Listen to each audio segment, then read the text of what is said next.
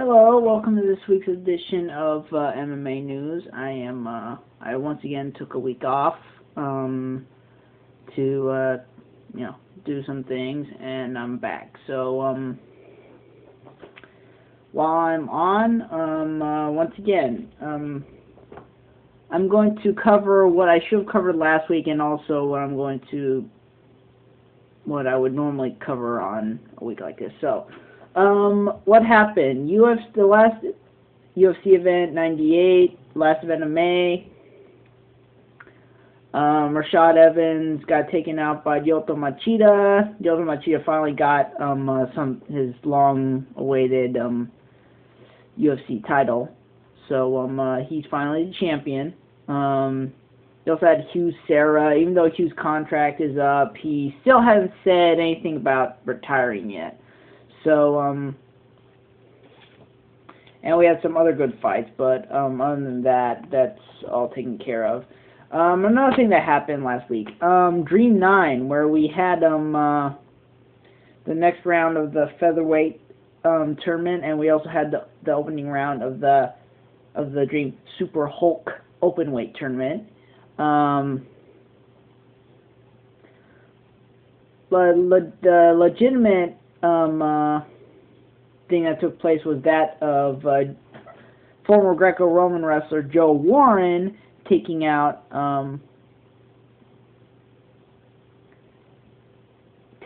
veteran Nonifumi the Kid Yamamoto. So that's pretty big. So he's 2-0. He's already faced elite competition. Then you had, of course, the whole freak shows where you had Ino Lama versus, take out Bob Sapp. Obviously, Sapp's not too injured. It was just a heel walk. He's probably gonna still face Bobby Lashley. Also had Sokoju take out Jan the Norte Giant. A little bit of controversy because he kept fighting when the ref called it. Then you had Gerard Mousasi take out, he took out Mark Hunt. Mousasi used to be the middleweight champion for Dream, but he's gained so much weight that he decided to go up a weight class and vacate the title. So I'll be talking about him later. And also the Freak Show. Hong Man Choi versus Jose Canseco. It was literally a freak show. I watched it. It was a freak show. So that was that whole deal. So what's been going on this week? We have Kimbo Slice. Finally, some news on him. The last that we heard of, his contract was bought out by Strikeforce, but evidently that's not the course that he's decided to take. Instead, he decided to do what no one figured he'd do. He's going on to The Ultimate Fighter. Season 10, it's going to be an all heavyweight cast, and it's going to be coached by Rashad Evans and Quentin Rampage Jackson. Well, as you all know, Rashad was the Season 2 heavyweight champion. He naturally went down to light heavyweight. Rampage is going to be his second time coaching, so we've got a lot of African Americans, including big time Kimbo Slice, who's definitely going to bring up the ratings.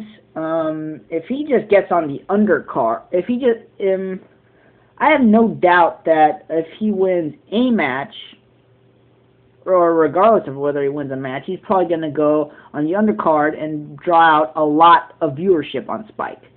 So,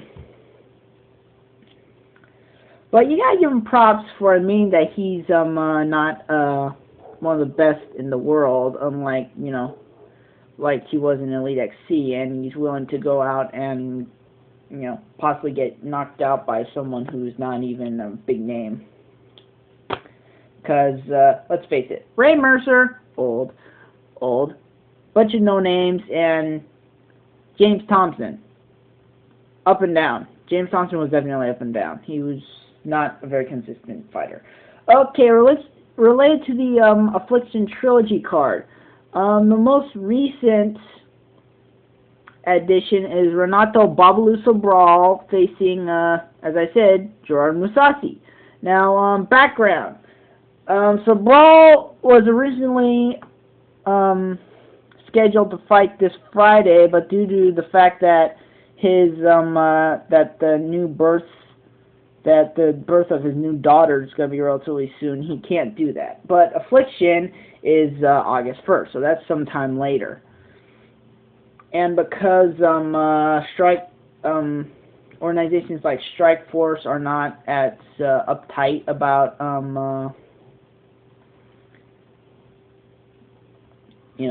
joining cards or not, then basically Strikeforce isn't really strict like UFC. Only the UFC seems to be the really strict promotion when it comes to not letting fighters fight elsewhere. Bellator's said they're more than willing to share fighters. Strikeforce is, interested in definitely borrowing fighters from K1 and Dream. Affliction, they've gone all over the place. Same with Sengoku. So basically almost every other organization is wanting to share fighters except for UFC.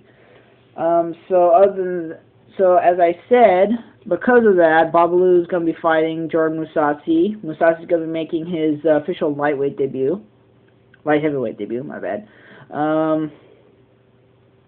Also on the card is some other fighters that appeared on the. Well, let's see the official card.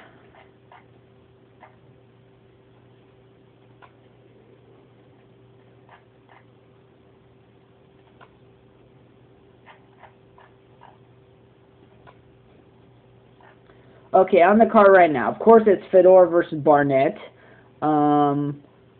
You have Tim Sylvia going against Paul Buentello, who Alsar Overeem had to go through to get the welterweight title, the heavyweight title for Strikeforce. You got Jay Heron going against Paul Daly. Paul Daly's best known for his last fight with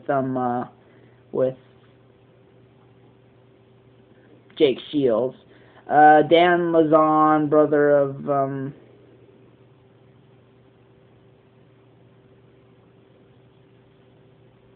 I forgot. Who's he the brother of again?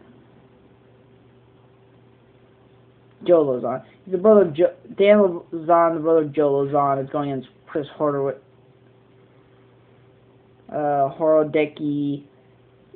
Got Babalu and Musasi, and Belfort is going against Jorge Santiago, who I believe is the he's the middleweight champion for Sengoku. So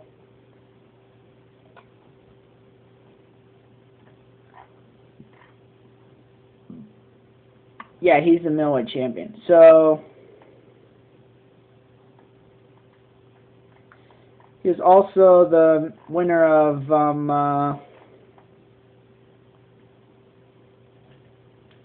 the only Strikeforce middleweight tournament. So yeah, you got all those fights going on, and as I said, you've got the Strikeforce card coming up this weekend.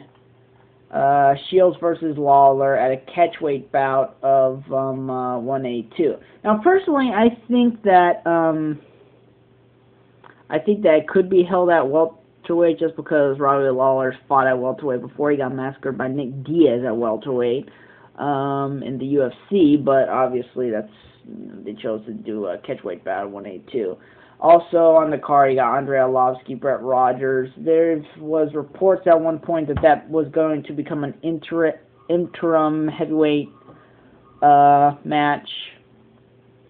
You got Nick Diaz fighting up at catchweight again against Scott Smith. You got former UFC welterweights Phil Baroni, Joe Riggs going at it. And yeah, I can run in like my head a couple of other people. So that's it. Thanks for watching.